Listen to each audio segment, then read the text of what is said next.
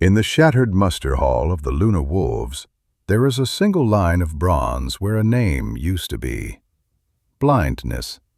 The plate is spiderwebbed with fractures from an Astartes fist that struck it hard enough to bend plasteel. The gouge where the letters were chiseled away is still dark, not with rust, but with dried blood that never quite came off, no matter how many serfs scrubbed it. No one in that hall speaks aloud whose name was erased, but everyone remembers the day the banners were lowered and repainted, when the wolves on their pauldrons turned their snouts away from Terra, and their legion took a new name. That was the day the War Master decided that being a son was no longer enough. The Imperium likes to tell the Horus Heresy as a clean story of faith and treason, of loyal blue and gold versus snarling black and brass. It likes big shapes, brother against brother at the walls of the Imperial Palace, the Emperor's lightning-slashed duel with his fallen son, the traitor legions howling into the eye of terror. Those myths are easier to chant in cathedral light than the more uncomfortable truth that the galaxy was not shattered in a single moment of betrayal, but worn thin over decades by 1,000 small fractures no one wanted to see. If you want to understand how Horus Lupercal could stand on the bridge of the vengeful spirit and turn his guns toward the world that made him, you have to go back to the moment the Primarchs were not there at all. It did not intend to raise 20 adopted sons in 20 separate nightmares. In the gene vaults beneath the Himalaysian Massif, when old Earth was still a war-scoured carcass, he crafted them as a single design. 20 beings, each a facet of his impossible scale. Warriors, statesmen, destroyers, builders, each intended to embody a part of what humanity would need to drag itself back from the brink. Their gestation pods were miracles of lost technology and psychic warding, wrapped in armor plate and sigils, watched over by priests who had not yet realized they were priests. Then the warp took them. In the space of a heartbeat, those 20 pods vanished from their cradles, not destroyed, displaced, torn through foundations of reality that the Emperor had not yet fully tamed, flung out across the galaxy by powers older than his crusade. Chaos did not create the Primarchs. It did something crueler. It cast them into places that would mark them forever, and then watched to see what would crack. One fell into the toxic mists of Barbarous, where necromantic warlords ruled from mountain fortresses over peasantry who lived and died under a sky of poison. One dropped into the gladiatorial pits of Nuceria, where slaves tore each other apart for the amusement of masters. One slid through the radiation storms around Olympia, where sieges were a way of life. One landed on Colchis, in the lap of a theocracy that had been waiting, in its own mind, for a god to take flesh. They grew without him. They learned to hold a sword, to command, to rule, to hate, long before the Emperor's golden fleet ever cast its light on their worlds. When the Great Crusade finally reached them, it did not find blank templates ready to be imprinted with his will. It found men already shaped by fear, adoration, scarcity, injustice. Men who, when told that they had been made to serve a grand design, brought their private scars with them into the family. The first one found was Horus. Thonia was not a noble world. It was a gouged-out husk, riddled with long-dead mining shafts and gang warrens, a planet where the most common cause of death was being in someone else's way. Horus learned early that loyalty was a weapon and a weakness. In the underhives where he carved his name and other people's blood, promises were currency that could be cashed in at knife point. He survived because he knew when to bind others to him and when to cut them loose. Reassured. When the Emperor finally came for him, the transition from gang lord to demigod was smoother than it should have been. He recognized in the radiant being who claimed to be his father the same core lesson he had learned in the dark. Follow me, and you will live. Defy me, and you will die. The Emperor saw in Horus's charisma, in his instinct for binding men together, the qualities needed to lead the other sons. When the Luna Wolves were given their Primarch, they were given not just a general, but a sun around which to orbit. They called him War Master at Ulanor. That was later, when the Orc Empire that had squatted over 100 systems finally broke under Imperial assault. On the ruined world that had been its capital, amidst mountains of scrap and corpses, the Emperor gathered the legions in review. Titans shook the horizon. Naval banners blotted out the sky. Amphitheaters were carved from the wreckage to house the ceremony. In front of that spectacle, the Emperor did something subtle and devastating. He handed command of the Great Crusade to Horus. Prohibited in terms of logistics, it made sense. The crusade had grown too large for one being to command directly, not if that being was also trying to build an imperium on Terra worth ruling. The Emperor needed to return to the cradle of humanity to begin work on projects that could not be trusted to any son. The webway, the restructuring of governance, the suppression of nascent cults. Giving Horus the War Master's title was a logical delegation. To the other Primarchs, it was a ranking. To men who had each been the absolute center of their worlds, suddenly there was someone closer to the throne. Not all of them resented it. Robute Gilliman, who had turned the 500 worlds of Ultramar into a functioning sub-empire while still prosecuting the crusade, recognized that someone had to coordinate the war effort.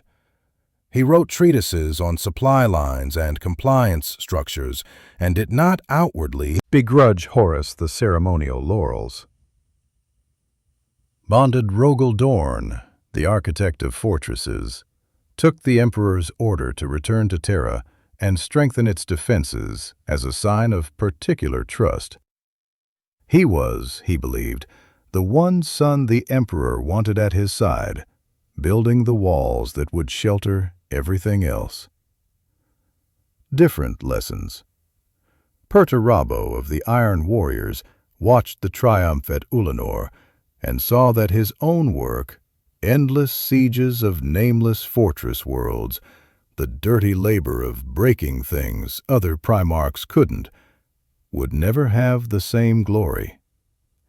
His legion bled out its genius in grinding attrition, and there was no laurel crown for that. When Horus spoke to him later in private about how underappreciated such sacrifices were, the words found fertile, bitter soil. Mortarion of Barbaros saw the Emperor leave and take his light with him. Behind he had never fully trusted psychic power. His adoptive father on that poison world had used sorcery to rule. Mortarion had killed him with a scythe and lungs full of plague. Seeing the Emperor withdraw from the front to pursue some secret project on Terra reinforced the suspicion that sorcery and secrecy were the tools of tyrants. In the smoky halls of his Death Guard flagships, that resentment turned slowly toward the one brother who had been granted more knowledge of the Imperial plan than any other. And somewhere between all of them was Lorgar Aurelian. On Colchis, Lorgar had been a prophet long before he knew what a Primarch was. He walked into the Emperor's embrace not as a soldier receiving orders, but as a believer seeing prophecy fulfilled. He wrote epistles about the Emperor's divinity. He built cities where every street was a scripture. His word-bearers turned compliance actions into pilgrimages, their bolters paving the way for cathedrals. Children did not want to be a god. When he realized what Lorgar was doing, he sent Guilliman and the Ultramarines to Monarchia, the jewel of Lorgar's devotion, and ordered them to burn it. The city was reduced to ash. Its population was slaughtered or relocated. The word-bearers were made to kneel in the dust and watch their work destroyed while the Emperor told them, in front of their brothers, that they had failed him. Fusion festered deeper than any battlefield wound. Into those cracks walked whispers. The Great Crusade was not just a military enterprise. It carried with it human beings whose role was to explain it, to document, to interpret, to convince. Iterators, remembrancers, historians, poets, pictographers. Men and women who walked the same corridors as demigods and recorded their glories, their quarrels, their missteps. They heard things. An iterator on a flagship above some nameless compliance world might overhear a Primarch muttering about the Emperor's absence after Ulanor. A remembrancer painting a mural of Sanguinius leading a boarding action might later see the angelic Primarch staring too long at his own reflection, eyes shadowed by knowledge of the black hunger in his legion's blood. A historian invited to record the Librarius's debates might be there when Magnus the Red breaks off mid-sentence, turning his cyclopean gaze toward something no one else can see. Builders, they put pieces together. Not all of them live to write their conclusions. The Horus Heresy begins, in the end, not with a speech or an order, but with a knife. On the world of Davin, a backwater in the fringes of the Imperium, the War Master went to war against a petty planetary governor who had turned against the Imperium. It should have been routine. Horus led his sons of Horus into battle with the same ruthless grace that had broken 100 such rebels. The governor fled into a swamp temple dedicated to something no one wanted to name. The knife that awaited Horus in that temple was old, 40 forged long before the Imperium, honed not just in metal, but in meaning. Anatheme, they would later call it. A weapon that kills not just flesh, but fate. When it pierced the War Master's armor, sliding past plate and field as if they weren't there, it carried more than poison. It carried invitation. Portus lay dying in his lodge, surrounded by his most trusted captains. He should have died. Pennsylvania Astartes biology, even the Emperor's gene-forged resilience can only take so much warp-tainted venom. Apothecaries worked until their gauntlets were slick. Navigators whispered that the warp itself was thickening around the ship. Outside, in the corridors of the vengeful spirit, legionaries gathered in tense clusters, helmeted faces turned toward the War Master's chambers as if they could will his hearts to keep beating. Into that fear stepped Erebus, redirected of the word-bearers, architect of Monarchia's fall. Servant of gods his Primarch had only just begun to understand. He arrived on Davin with an offer. In the Serpent Lodge, at the heart of that swamp, he said, there was a ritual that could save Horus. It would mean stepping outside the Emperor's light. It would mean accepting help from powers the Imperium pretended didn't exist. But it would save the War Master's life.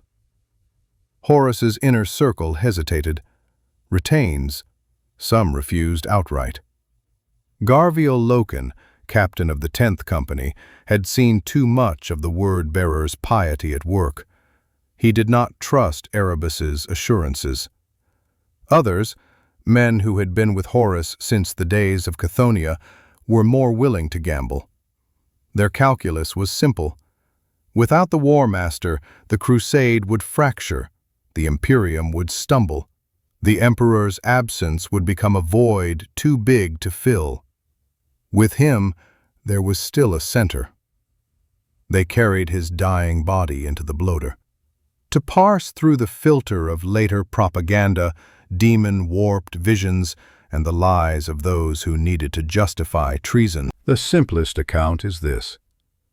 Horus's soul was drawn out into a place where time and space are ideas, not laws. The powers of the warp showed him what the Imperium would become.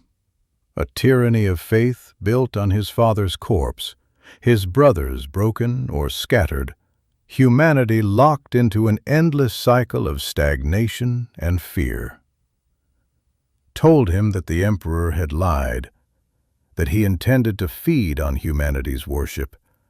Next, that the Primarchs were tools to be discarded when they had finished breaking the galaxy and rebuilding it in his image. They offered him an alternative. If he turned now, if he sided with them, he could take the Imperium for himself, remake it in a way that was honest, open worship of the true gods, boundless war without the hypocrisy of claiming it was for peace. He would no longer be a son waiting for the father's approval. He would be king. Men needed to hear. In that moment, alone with beings that had spent eons perfecting the art of corruption, he discovered what he himself needed to hear. Was gone. The scar over his heart was puckered, ugly, but closed. His captains fell to their knees in gratitude. The ship's vox hymns rose in volume. On Davin's surface, the Serpent Lodge's fires burned a new color. Nothing on the surface changed. Enlightenment Horus resumed command. He issued orders. He spoke to his brothers over vidlink as if nothing had happened. He offered reassurances to worried officers. But the vector of his loyalty had shifted by a degree that, over time, would translate into cataclysm. He did not start by declaring war on the Emperor. We started by talking. Corruption in the heresy is rarely a sudden switch. It is a conversation, conducted over years, between grievances and opportunities. Fulgrim, the Phoenician of Chemos, had always craved perfection. His emperor's children repainted their armor if a bolt gun scuff marred the finish. They trained until their sword forms were as smooth as dance. They were, they believed, the emperor's ideal made flesh. When Fulgrim went to meet Horus after Davin, he did not find a brother raving about gods in the warp. He found a man who understood what it was to be told you were the favorite, and then left out of the most important choices. Blair Blade the Phoenician took as a trophy, its alien metal whispering to him in dreams, found his vanity already primed. Just Angron did not need much persuasion. The butcher's nails hammered into his brain on Nuceria had made sure of that. He never forgave the Emperor for taking him away from the gladiator pits without freeing his brothers in chains. He watched from orbit as his former comrades were crushed under loyalist guns, and his roar shook the hull. The World Eaters had been a blunt instrument even before Angron joined them. Under his command, with the nails buzzing hunger for violence spread to his sons, they became a storm. Recognizing Horus offered him something that sounded, to a mind flayed by constant pain, like justice. Needed a justification. He despised sorcery, had built his whole identity around the idea that strength was earned through endurance, not granted by warp powers. The Death Guard marched through chemical storms, through radiation belts, through contagions that turned lesser regiments to mush. They prided themselves on surviving what others could not. When Horus began to question the Emperor's reliance on psychers, Mortarion listened. He had watched the Council of Nicaea. He had seen Magnus the Red stand in the Emperor's presence and argue that sorcery could be a tool. He had seen their father declare that there would be no more librarians, no more sanctioned psychers leading the legions. He had applauded inwardly when the censure fell. It did not stop Magnus from using his powers. Destructor King broke the wards around Terra's Webway project to warn the Emperor of Horus's fall. He did what he thought was right. The psychic shock of that warning tore reality around the Imperial Palace. Demons spilled into a project the Emperor had tried to keep secret even from his sons. In response, he sent the Space Wolves to Prospero. Portarion watched that too. He saw his father respond to a psychic breach with annihilation. He watched the burning of Prospero from afar and drew exactly the conclusion the powers of the warp wanted him to draw: that the Emperor's primary concern was not the souls of his sons, but the security of his projects. That if they were careless, they would be discarded. Logicarabo saw Olympia revolt and, ordered to put down the rebellion on his own homeworld, he did so with a thoroughness that turned his people to ash. Horus didn't need to tell him that their father's expectations were impossible. He simply listened to the Iron Lord's rage and agreed. Lorgar hardly needed seduction at all. Metarchia's ruins were still warm under his boots when Erebus led him into the screaming vortex and showed him gods that did not flinch from worship. The word-bearers began to write a new scripture, one that praised not a distant, reluctant emperor, but the boiling consciousness in the warp that answered when called. They tested their new faith in quiet places at first, on compliance worlds no one would miss, carving 8-pointed symbols into temple floors under the guise of imperial iconography. All this time, loyal sons watched. Ferrus Manus of the Iron Hands saw the cracks and did not flinch. With Fulgrim was a thing of iron and fire, forged in battles where their legions had worked in perfect synchrony. When the Phoenician began to speak of new horizons of sensation, of pushing beyond the limits of flesh not as function but as experience, Ferrus saw the danger. When Fulgrim offered him a blade whose edge seemed to sing with wrongness, he refused it. He would pay for that refusal with his head at Istvan, but that is later. For now, understand that betrayal was not a line, it was a gradient.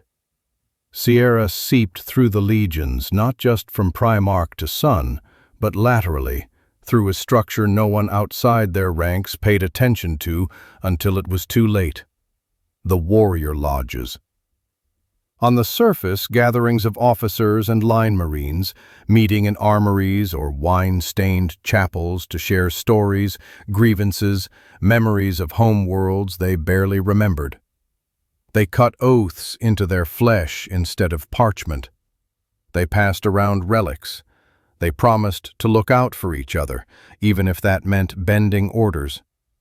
Loken, who distrusted Erebus, distrusted the lodges too. He saw in them a chain of command that did not answer to the Primarch alone. He saw his brothers choosing to keep secrets from superior officers in the name of brotherhood. He saw quiet votes taken about whether to obey certain directives. He saw, when the time came, how easily a lodge could become a conspiracy. Horus did not invent the lodges. He used them. Finally crystallized into action, those networks were ready. On ships across his own legion, in companies of the Death Guard, the World Eaters, the Sons of Horus, the Emperor's Children, assassination lists were drawn up. Officers too loyal, too rigid, too pure in their interpretation of duty found themselves suddenly alone in rooms full of men who had shared blood oaths with them under different assumptions. Some died quietly. Some fought their way out of traps and into the warp, becoming the first of a breed the Imperium had never expected to need. Loyal Astartes without legions. Disadvantaged Nathaniel Garrow, for instance. When the virus bombs fell on Istvan III, he was there. But that is the edge we are approaching. And the pressure in the air before that storm deserves its own attention. Officially, the battles around Istvan were meant to be punitive expeditions. The planetary governor of Istvan III and several neighboring systems had declared independence, renouncing imperial tithes and murdering representatives. The War Master, acting in the Emperor's name, assembled a force proportionate to the insult, elements of 4 legions, enough to make a statement. Sons of Horus, Death Guard, World Eaters, Emperor's Children. Unofficially, those legions were already divided. In each, Horus's agents had drawn up lists. Those who had embraced the new order, the worship of the powers behind the warp, the acknowledgement of Horus as the rightful architect of the Imperium's future, wore one set of marks on the inside of their gauntlets. Those who still thought in terms of the old oaths, who would balk at turning their weapons on Terra, had none.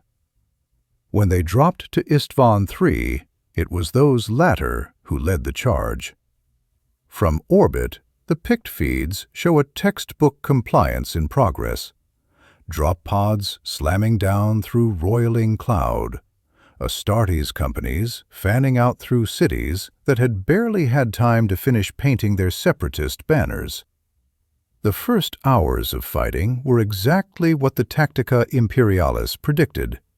Traitors routed, rebel armor broken, orbital superiority uncontested.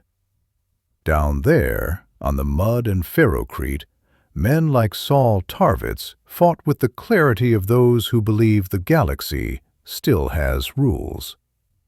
On the flagships, those rules were being rewritten.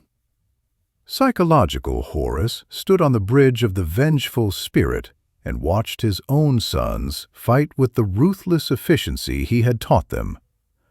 Around him, his inner circle murmured, each voice a note in a discordant choir. Abaddon, first captain, eyes like cold knives. Aximand, the half-heard, hearing the warp whisper too loudly in his ear. Erebus, ever at the periphery, never far from the War Master's shadow. He gave the order. The virus bombs that fell on Istvan III were not the crude, scorched earth weapons used sparingly in the outer fringes of the crusade. They were life eaters, designed to strip proteins apart at the molecular level, to turn biology itself into fuel for a chain reaction. Their casings burned green as they came through the atmosphere, streaking across the sky like a parody of shooting stars. Astartes looked up.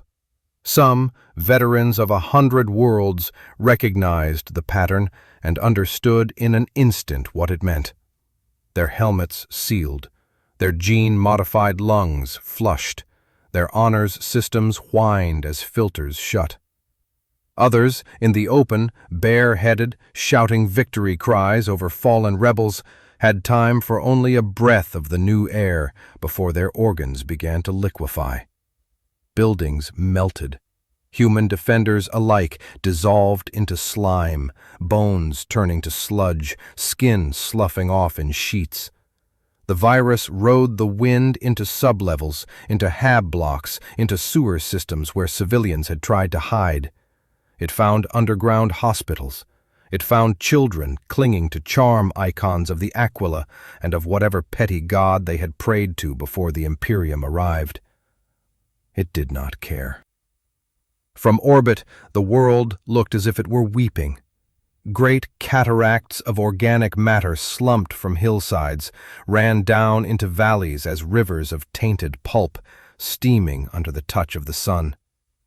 In the bridge galleries, some of the remembrancers who had been invited to watch the War Master's triumph fainted. One clawed his own eyes out. Binder's fingers watched. Life Eater did not kill everyone. Some of the loyalists had been underground. Others had sealed their armor in time. In bunkers and command posts, on the lower levels of hive stacks, in the belly of still functional tanks, men who had thought they were executing a normal compliance realized, with slow horror, that the Vox channels above them were full of screams, and then static. When the order came from orbit, telling them that the rebels were dead and that cleansing fire would follow, they understood. Unless your commanders are capable of terrible things, inflate, it is another to stand on a world turned to corpse slurry and know that the hand that authorized it wore the same signet ring you swore your life to.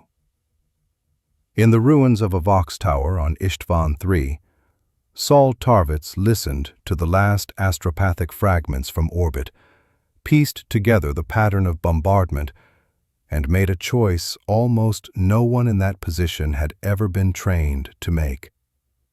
He turned his bolter away from the enemies he had been told to kill, and toward the sky, toward the ships of his own side. Up above, on the bridge of the Vengeful Spirit, Horus received reports.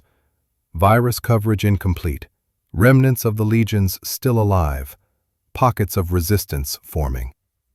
His captains looked to him. The Life Eater had done its work. It had also failed to fully tidy away the inconvenient. The choice now was between sending ground forces down to finish the work in bloody close-quarters fratricide or simply scouring the surface with fire. He made the predictably ruthless choice. Macro cannons turned. Bombardment orders were sealed and transmitted. From orbit, fire began to fall. In that moment, between virus and fire, between betrayal and annihilation, the last illusions that the Horus Heresy would be some gentleman's disagreement between gods evaporated.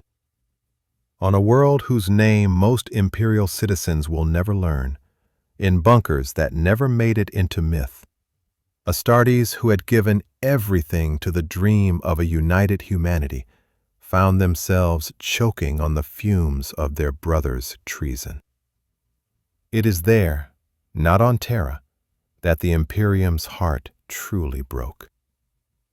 Istvan III. The men who refused to die quietly had to decide what their loyalty meant when the hand that demanded it became a fist around their throats. Tarvitz and those like him did not have time for philosophy. There were bunkers to seal, wounded to drag behind blast doors, Vox arrays to rig so that their warnings could cut through the static of orbital fire. The world was dissolving around them. Life Eater residue clung to armor and greasy films. The air, where it was not boiling away entirely, tasted of rot and hot metal. They had been raised on certainty. There's over there. The Emperor is above. Your brothers are beside you. Now, in a span of hours, that architecture had inverted. The enemy orbited in ships bearing familiar heraldry. The Emperor was a silence in the warp. The word brother tasted of ash. The stand they made was not glorious. It was ugly, improvised, full of mistakes. They fought from half-collapsed hab blocks whose foundations were turning to sludge. They rationed ammunition more carefully than they had ever rationed breath on a battlefield. They watched beloved sergeants cough their lungs out as residual virus seeped through microfractures in seals. They listened as orbital guns hammered the planet again and again, each bombardment collapsing tunnels they had just secured, shattering bastions they had spent days reinforcing. In between barrages, they struck back. Threaded rams led raids against traitor-held landing zones, using still functional storm birds to drop small squads onto the hulls of enemy gunships. They welded hatches shut, jammed reactor cooling systems, turned the traitors' own armories into shrapnel. Death Guard loyalists, their armor repainted with crude, defiant symbols, laid ambushes in rad fog, their bolters wrapped in torn banners to muffle muzzle flare. World Eaters who had not yet given their souls to the nails fought side by side with men they had once blooded in sparring cages. Teeth bared, not in berserk joy, but in something like grief. The cost was measured not just in lives, but in time. Every hour they held out was another hour in which a small, battered frigate named Eisenstein clawed its way through the warp toward Terra. Garrow's flight from Istvan III should have been impossible. His ship was damaged, its navigators exhausted, its Geller field flickering at the edge of catastrophic failure. It carried a handful of survivors from different legions, men who had no reason to trust each other, except that the alternative was trusting the beings who had just tried to erase them. Jerry-rigged the warp drives with parts stolen from traitor vessels. They patched hull breaches with ceramite panels ripped from their own barracks. They listened as the screams of unshielded souls bled through the walls whenever the warp storms pressed too closely, and they held their faith against a howling that promised them 1,000 different futures if they would just turn the ship around. When the Eisenstein finally burst into the Sol system, its silhouette blackened, its engines coughing, its Vox projectors shredded, it did not look like salvation. It looked like a corpse. The message it carried, once someone managed to pry it from failing machine spirits and dying astropaths, was simple and world-shattering. Horus has turned. On Terra, the Emperor did not convene a grand council to debate the question. He had already felt the wound in the warp. He had already seen Magnus's desperate warning tear open the webway. He had already sent the wolves to Prospero, already watched yet another of his sons stumble into ruin. When the Eisenstein's truth arrived, it was not revelation, but confirmation. He sent Rogel Dorn to prepare the palace. He stayed on the golden throne. In that decision is another crack. To mortal eyes, The Emperor's refusal to rise and take the field in person when his favorite son turned against him looked like abdication. Why stay enthroned when the galaxy was burning? Why trust walls and men and plans when a god could simply step off his dais and end the matter? The reality was harsher. A battlefield of its own. When Magnus had hammered at the wards around the Webway project, he had not just broken a door. He had shattered locks on an entire unseen front. The Emperor's psychic might was now required every instant to hold back a tide no one else could perceive. If he rose, if he stepped away from the lattice of machinery and sacrifice that now bound him, Terra would be overrun from beneath before it ever fell from above. So he stayed. Horus advanced. Istvan III was only the first cull. It burned away the most obvious pockets of resistance within his own allied legions. It hardened the hearts of those who had chosen his side. It sent a handful of loyal Astartes spinning into exile to become messengers, knights errant, ghosts in the machine of war. The next stroke would be larger. Istvan V was chosen for its geography as much as its symbolism. Progressing a blasted world, laced with iron-rich mesas and slag plains, it offered a perfect killing ground. The War Master presented it as the heart of the rebellion in that cluster of systems, a necessary target for a massive loyalist response. On Terra and in the Segmentum commands, men who had fought beside Horus for decades weighed his reports against other fragments and, with grinding reluctance, decided he was still to be trusted. Constrained reinforcements were ordered. Manus brought the Iron Hands, their armor still stained from previous campaigns, their Gene Sire's iron fingers flexing around the haft of Forge Breaker as if the hammer were an extension of his anger. Vulcan came with the Salamanders, The Forge Father bringing not just warriors, but weapons he had crafted with his own hands, each a work of art and destruction. Corvus Corax descended with the Raven Guard, masters of shadow war, their black armor suited to the ash wastes of Istvan, as if the world had been designed for them.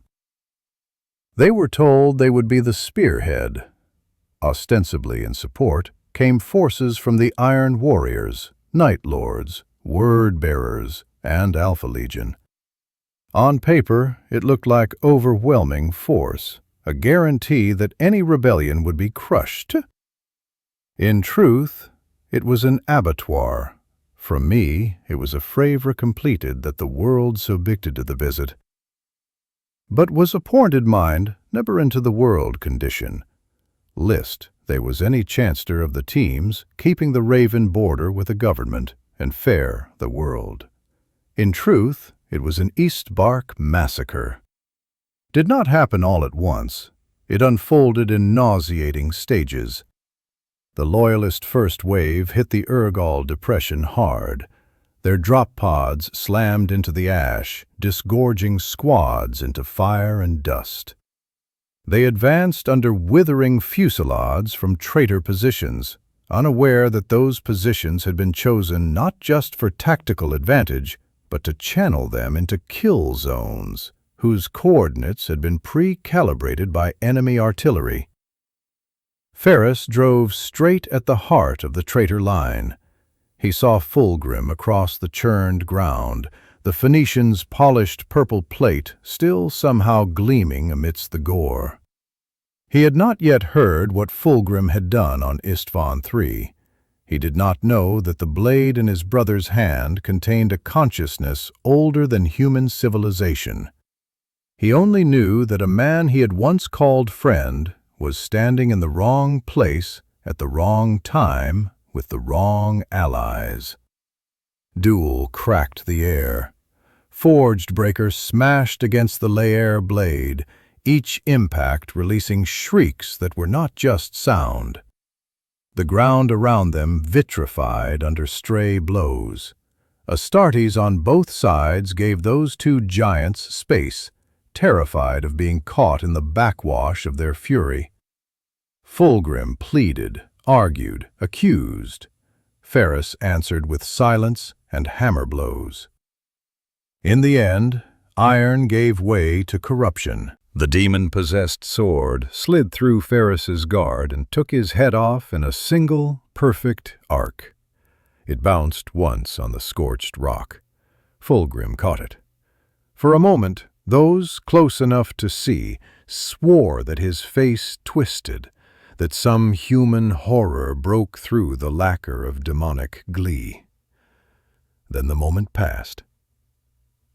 Elsewhere in the Depression, Vulcan fought world-eaters in the choking smoke of burning promethium. His salamanders clung to pockets of rock, using flame and melta to carve out space against berserkers who did not seem to understand what pain meant anymore. Corax, already uneasy, began to notice patterns that did not fit. Artillery support that never came, Vox channels that dropped just when critical orders were needed, flanking elements that were supposed to be loyal suddenly vanishing from their assigned locations. Then the second wave dropped. Beta warriors, Night Lords, Word Bearers, Alpha Legion, thousands of Astartes slammed down behind the Loyalist line. For a heartbeat, hope flared. Reinforcements. Brothers. The sense of encirclement wavered. Then the new arrivals opened fire on the backs of those they had ostensibly come to support. The trap closed. Pinned between Horus's front ranks and the treacherous allies behind them, the Iron Hands, Salamanders, and Raven Guard were pulped. Heavy weapons that had been massed to deliver annihilating barrages into traitor strongpoints instead turned inward, shredding Loyalist formations. Drop pods became coffins. The Urgal depression filled with shell bursts and blood. Moravers fled into the wastes. Vulcan was captured to endure horrors in Perturabo's cages that would break the mind of any man not wired for endless resurrection. Korax led a tattered remnant of his legion off-world, their black wings clipped, their numbers decimated. The Iron Hands staggered away from the massacre, missing their Primarch and half their strength. Explanation fifth broke more than bodies. Delights the illusion that the heresy could be contained. The Loyalist command structure, such as it was, reeled. Dorn's fortification work on Terra accelerated. Guilliman, cut off in Ultramar by warp storms Lorgar had conjured, began to realize that the Imperium was not merely facing a rogue commander, but a systemic revolt. Sanguinius would soon be lured into his own hell at Cygnus. The Lion hunted Night Lords in the Thramas sector, too far away and too embroiled to turn back in time, devolved into a maze of overlapping campaigns. On Calth, the Ultramarines bled under Word Bearer's betrayal, their beautiful orbital shipyards turned into fire rings. In the Thramas crusade, Dark Angels and Night Lords tore at each other in void battles that darkened entire sectors. On Prospero, the ashes of the Thousand Suns libraries blew across glassed streets, a silicate fog that scraped the lungs of anyone foolish enough to breathe it. The heresy is often depicted as a straight line from Istvan to Terra. In truth, it is a snarl. Shatteredments of Salamanders, Iron Hands, Raven Guard fought guerrilla wars behind traitor lines, sabotaging supply convoys, murdering officers in their bunks, planting melta charges in the holds of ships whose names the Administratum would never record. Knights errant, like Gero, moved from front to front under Malcador's orders, plucking particular men and women from the fire and placing them where they would matter later. Here to hold a gate for 10 minutes longer than it should have stood, there to make sure a single astropath got off one last signal. Chaos, too, was far from unified. Brorgor and Angron rampaged across Ultramar in their Shadow Crusade, their demonic pilgrimages doing as much damage to their own supply lines as to their enemies. Kurz, lost in his own visions, played hunting games with the Dark Angels, more interested in proving his prophecies right than in serving Horus's strategic needs. The Alpha Legion pursued its own plans, some of which appeared to run counter to both sides' goals. Amidst that maelstrom, the War Master pushed toward Saul. Every victory cost him. Legions were not infinite. For every massacre like Istvan, there were worlds where traitor fleets took unexpected losses, where Loyalist garrisons held just long enough for evacuation, where Titans switched sides or self-destructed rather than be turned against their makers. The great engine world of Mars split along doctrinal lines, its forges erupting in civil war that crippled both Loyalist and traitor access to long-range support. Horus gathered his armada at the edge of the Sol system, His forces were much reduced from the glittering parade that had once followed the Emperor across the stars. They were enough. The badges of the system were brutal holding actions, saturnine rent forts going dark one by one, Jovian shipyards erupting in chains of explosions as their defenders detonated reactors rather than see them captured. Pluto's outposts transmitting last standings before falling silent. The Phalanx, Dorn's vast flagship, played deadly games of positioning with the vengeful spirit, its guns carving corridors through traitor formations, its mere presence forcing Horus to keep more of his strength in reserve for fear of overextension. Inevitably, the traitor fleet reached Terra. Once more, official histories compress what followed into images. Drop assaults hammering against the palace walls, god engines striding through seas of rubble, the Eternity Gate bathed in La's fire. Sanguinius standing, wings spread atop a mountain of corpses. Reality was more granular. In the maze of hab blocks around the palace's perimeter, Gangs who had spent lifetimes preying on pilgrims suddenly found themselves the only semi-organized bodies of armed men in their districts. Arbitrators, outnumbered and undersupplied, deputized them en masse, slapped Aquila armbands on scarred biceps, and told them to hold. Some did. Some vanished at the first sign of traitor armor. In the hollowed-out shells of administratum towers, scribes who had never touched a weapon sat at cogitator banks rerouting power to void shields, their fingers bleeding into cracked keys as bombardment shocks rattled the walls. When the lights flickered, they prayed that some input they had made 10 minutes before was not the one that would be blamed for the failure.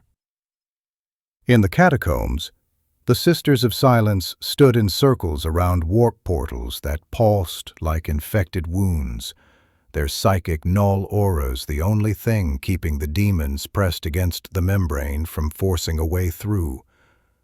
Custodians fought not just on the walls, but in the deep places, severing summoning rituals carried out by cultists who had infiltrated Terra long before the first traitor cruiser translated in system. When the outer bastions began to fall, it did not happen in a clean ring. A gate here, held longer than anyone expected, bought time for refugees to cross a causeway that would have otherwise been overrun. A wall there, undermined by word-bearers tunneling with demon engines, collapsed inwards, burying both defenders and attackers in a tide of stone and steel. Death Guard artillery turned entire districts into plague mud. World Eaters roamed ahead of their lines, howling, drawn to blood like sharks to a scent trail. The palace, designed to be both a symbol and a fortress, bled. Arbichorn's foresight, for all the Custodes' vigilance, for all the sacrifices of unnamed regiments, the traitors made it inside. At the Lion's Gate, Titans fought in the shadow of broken statues the size of cities, their plasma blasts turning plazas into lakes of glass. At Saturnine, Sanguinius led counterattacks that took him to the very edge of his legion's endurance. Wings broken in half a dozen places, every step a defiance of the black rage snarling at the edges of his mind. The siege was more than a military crisis, it was a moral one. In corridors thick with dust and fear, men who had been raised on the myth of the Emperor's invincibility watched demonic shadows flicker at the edges of their vision and realized that their god could be hurt. They saw statues topple. They saw warriors they had thought immortal die under the talons of things that should not exist. Faith cracked, held, cracked again. In that crucible, some turned to desperate extremes. There are records, quietly buried, that suggest certain inquisitorial precursor cells began practicing the weaponized annihilation of entire districts by chemical and psychic means during the siege, testing methods that would later be refined into exterminatus. There are suggestions that elements of the Mechanicum used the cover of the bombardment to smuggle proscribed artifacts into deeper vaults, hedging their bets on which way the war would end. At the heart of it all, the Emperor remained on his throne. He watched through senses that had nothing to do with optics or vox. He saw the pressure of Horus's will bearing down on Terra like a physical weight. He felt, in the warp, the War Master's burgeoning apotheosis, the way Chaos's gifts had swollen his son's soul into something that was no longer fully human. He held back the things that would have eaten the world from the inside out if he faltered. In the end, the decision to leave the throne was not his alone. Horus lowered his shields. On the vengeful spirit, in orbit above a dying Terra, the War Master ordered the void protective fields around his flagship reduced to a level that made it vulnerable. It was an invitation, a dare, A challenge. He knew the Emperor could not ignore it. If the ship was destroyed with him aboard, the energies released would devastate the planet below. If it was left alone, the symbolism would be damning. A father unwilling to confront his fallen son directly. There would be no second chance. He forced the choice. The Emperor took it. With a chosen retinue, Sanguinius, Dorn, a handful of custodes, he stepped out of the palace for the last time and was translated onto the vengeful spirit. What happened inside that ship is a palimpsest of contradictory accounts, half of them written decades later by men who had not been there, the other half whispered by demons with their own reasons to lie. We know a few fixed points. Psychiatric Sanguinius reached Horus first. The angelic Primarch, wings tattered, armor cracked, faced the War Master alone. Their confrontation was brief and titanic. Even boosted by the Four's favor, Horus could not come away unscathed from a direct clash with the Emperor's most beloved son. Sanguinius, already exhausted from the siege, did not survive. His death mattered in ways beyond the loss of his physical strength. It tore a rent in the psychic fabric of his legion that has never fully closed. The Emperor found his son standing over Sanguinius's broken body. The duel that followed is the axis around which the whole heresy turns, not because of the display of power, though that was beyond the comprehension of any mortal, but because of a single, fatal hesitation. The Emperor, even then, even with the galaxy burning and his favorite child swollen into something monstrous, could not quite bring himself to kill him outright. He tried to reach for the man Horus had been. Hezbollah's instant of mercy almost destroyed everything. Horus tore him open. The talons that had once been tools of liberation ripped through ceramite and flesh, spilling out light the color of dawn on a world with no sun. The Emperor's psychic scream flickered across the warp like a supernova. On Terra's surface, psychers died in droves. Demons howled triumph. Abolish, on the brink, something of Horus that was still human saw what he had done. Sight of Sanguinius's corpse that shattered the glamour. Others that the Emperor forced one last fragment of clarity into his son's mind. Whatever the trigger, for a heartbeat, the War Master looked through his own eyes, saw the ruin, saw his father, saw the traps. He faltered. The Emperor did not a second time. In that instant of weakness, he unleashed everything. All the power he had held back to keep Terra from collapsing into a warp maw, All the force he had accumulated over 10,000 years of silent war with powers that he had never admitted existed, all the rage and grief and cold necessity, he poured it into a single, annihilating strike. Horus died, not in the way most beings do. His physical form was obliterated, his armor shattered. His soul, swollen with God-gifted power, was scoured from existence so thoroughly that even the demons howled in frustration. There would be no resurrection, no lingering echo, only the scars. Did not walk out of that duel. Dorn found him broken. What came back to Terra on the teleport beam was a ruin of a body, barely alive, every cell screaming with the backlash of what he had done. The golden throne, which had required his constant presence to keep the webway breach sealed, now became a life support machine as well. Tech priests, their hands blurred by fear and speed, grafted cables into his torn flesh, sank needles into his veins, twisted bone and machinery together in a configuration no sane mind would have designed. The Imperium likes to say he chose that fate. The truth is that he was placed there. There was no time to ask his opinion. The siege ended. Legions broke. Plausible. Some fought their way back to their ships, howling in frustration. Others degenerated into butchery, killing anything they could reach before being cut down. The vengeful spirit tore itself out of orbit, warping away with those of Horus's sons who could still crawl. The Eisenstein's message, the stand at Istvan, the defenses on Terra, the duel, it had been enough to keep the Imperium from ending that day. It had not been enough to keep it from changing irreparably. In the aftermath, there were decisions to be made.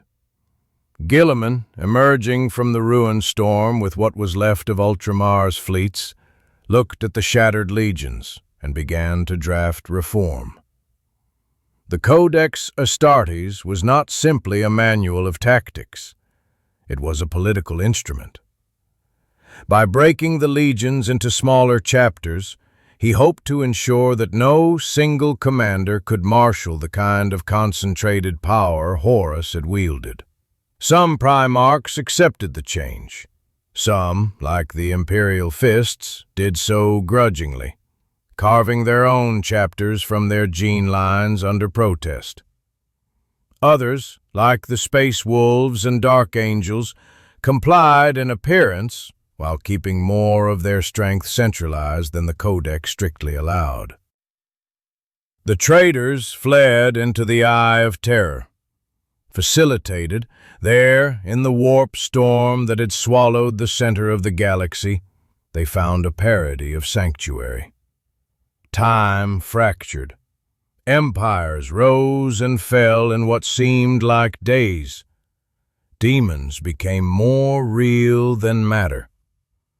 Their legions, swollen by cultists, mutants, and warped Astartes, became the black tide that would surge out again and again in black crusades, forever trying to claw their way back to the scene of their greatest failure. After Sarah of the Heresy were not confined to the legions. Terra, Malcador's Inquisition, hastily assembled during the war to hunt the most insidious threats, became permanent. The Grey Knights, forged in secret from gene stock no one has ever fully accounted for, took up station in the deep places, a blade for demons that the Emperor could no longer personally strike. The ecclesiarchy grew in the vacuum left by the Emperor's silence. The man who had once insisted he was no god became one in fact, as pilgrimage and prayer filled the void. Cathedrals rose on worlds that should have been building shipyards. Tithes shifted from steel and men to incense and iconography. Lorgar, cast out for worshipping too soon, smiled somewhere in the eye. And across the Imperium there was a new, unspoken rule: slept less. Manders looked at their own officers and saw not potential heroes, but potential Horuses. Every legion, every chapter, every regiment, every forge world carried within it the story of how quickly loyalty could invert. The dream of a great crusade that would unify humanity under enlightened rule curdled into a permanent state of emergency. The Horus Heresy did more than kill a war master. It taught the Imperium that the worst wound can come from inside. A river of decisions. Inquisitor signing off on the virus bombing of a world because you never know. A chapter master hesitating to support a fellow Astartes commander because we have seen this before. A high lord diverting resources from exploration to fortification because we cannot afford another Terra. Each seems rational in isolation. Together, they harden the Imperium into a brittle shell that cannot afford to dream, only to endure. Shimmeries blur. Attending the names of the heresy's battles fade from common knowledge, becoming the province of scholars and fanatics. The average hive worker on some far-off forge world knows the Emperor sits, that Terra is holy, that traitors lurk beyond the stars and within men's hearts. He does not know Istvan's coordinates. He has never heard of Davin. He has no reason to care about whether Ferrus Manus died on a black sand plain or in orbit. Claims said in the world those deaths created. He lives in a universe where every authority figure has, somewhere in the back of their mind, the image of Horus standing over Sanguinius's corpse, where every rallying speech is haunted by the knowledge that the last time someone inspired the entire Imperium, it nearly died. So when the greenskins come, humanity is ready to fight, not as a resurgent, confident crusade, but as a cornered animal. On Armageddon, that readiness takes the form of endless trenches, hive spires repurposed into artillery nests, manufactoria geared entirely toward turning ore into shells. The steel of the tanks that roll out of its factories carries microscopic echoes of the armor once worn by Luna wolves. The doctrines its generals study are descended directly from adjustments made to avoid another Istvan. Beware over-centralized command. Mistrust charismatic saviors. Prioritize containment over victory. Gazgul Mag Uruk Thraka does not care about the Horus Heresy. When he looks at Armageddon, he does not see a world forever shaped by a betrayal 10 millennia old. He sees scrap. He sees guns.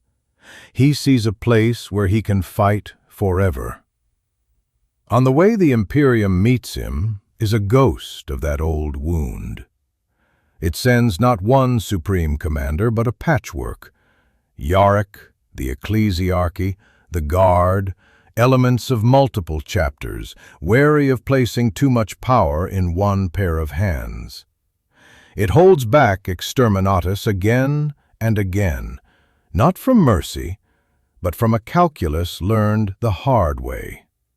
Some worlds must be allowed to become battlefields so that others do not have to.